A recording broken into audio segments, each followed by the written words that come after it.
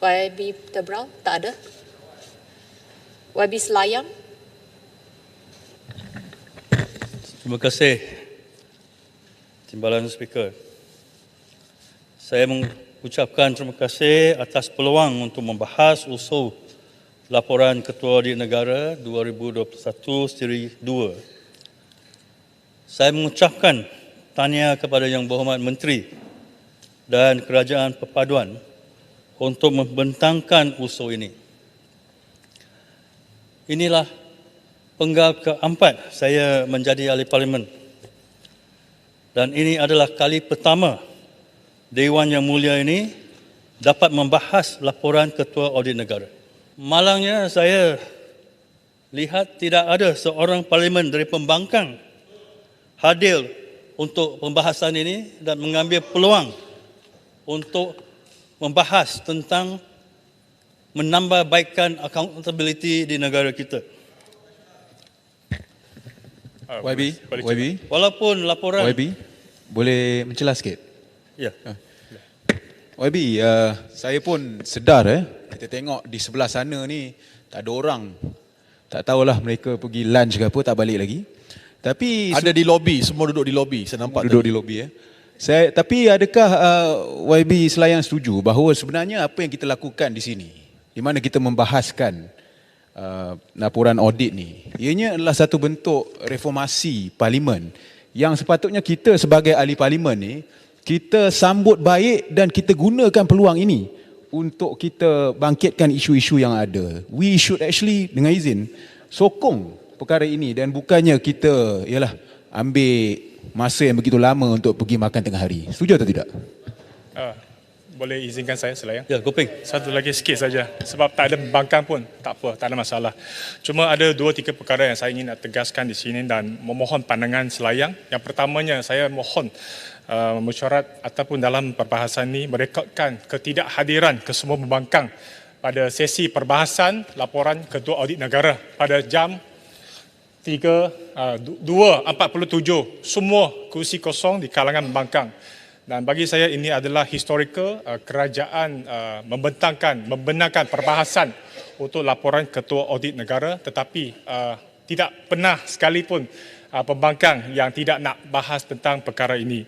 Tapi apapun saya juga mohon pandangan yang mana Selayang berkaitan dengan amalan untuk membahaskan laporan Ketua Audit Negara walaupun tidak berlaku sebelum ini, tetapi dibenarkan sama juga dalam peraturan tetap dalam parlimen. Dia tak sebut pun ada PMQT, tetapi kerajaan tetap menjalankan perkara-perkara seperti ini yang tidak dimaktub dalam peraturan tetap, tetapi dengan hasrat dan political will kerajaan untuk memberikan nafas baru dan reformasi dalam Dewan Rakyat pada hari ini.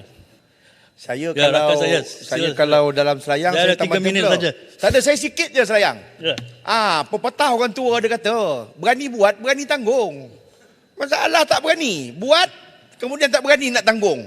Seko pun tak ada, seorang pun tak ada dalam Dewan. Jadi rakyat Malaysia, kita nak beritahu kepada seluruh masyarakat dan juga rakyat dalam negara kita ni, inilah standard pembangkang dalam negara kita. Yang kita nak bawa ni adalah soal berkaitan dengan masalah kewangan negara.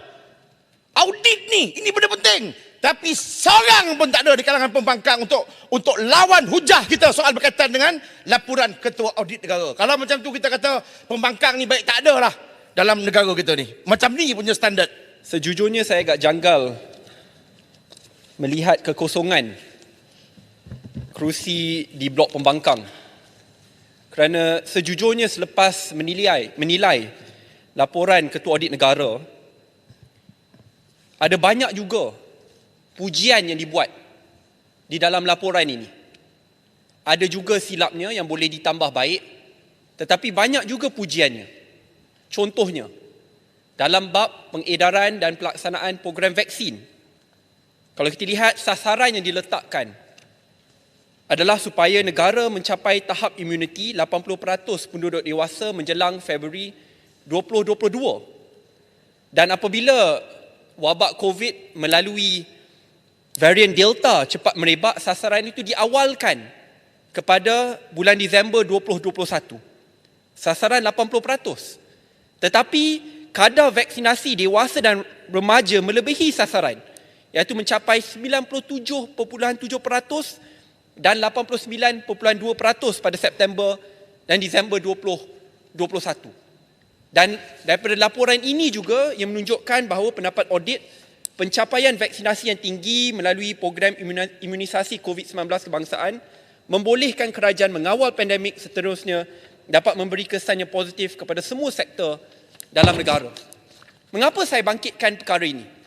Saya bangkitkan kerana laporan Ketua Audit Negara ini adalah laporan berdasarkan fakta dan data yang tidak dicemooh, tidak diwarnai oleh parti-parti politik tetapi oleh penjawat-penjawat awam yang telus dan jujur orangnya, yang tidak berpihak kepada mana-mana parti.